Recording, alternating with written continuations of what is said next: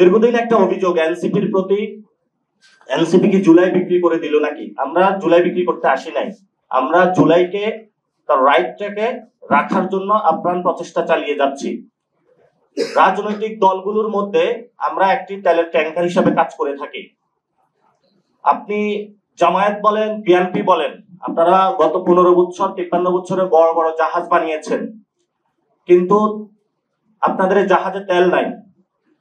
সমুদ্রে আপনারা জাহাজ ভাসিয়েছেন, সে জাহাজ ভাসানোর পরে এনসিপি বাংলাদেশের সন্ধিক্ষণে এসে কিছু তরুণ যুবা ছাত্র মিলে এসে তেল নিয়ে হাজির হয়েছে। রাজনৈতিক দলগুলো এই গণ অভ্যুত্থানের পরে জুলাইয়ের অনেক নেতৃবৃন্দ, জুলাইয়ের অনেক যোদ্ধা আহত এবং যারা শহীদ হয়েছেন, তাদের রক্তের ট্যাঙ্কারের উপর দিয়ে তারা রাজনীতি এখন করছে।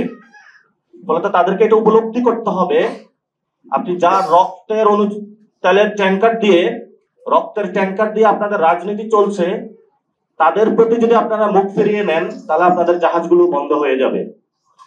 এজন্য আমরা সকলকে আহ্বান জানাবো, আমরা একটা পর্যায়ে এসেছি, এটা আপনারা পিছনে আর ফেরত নেবেন না।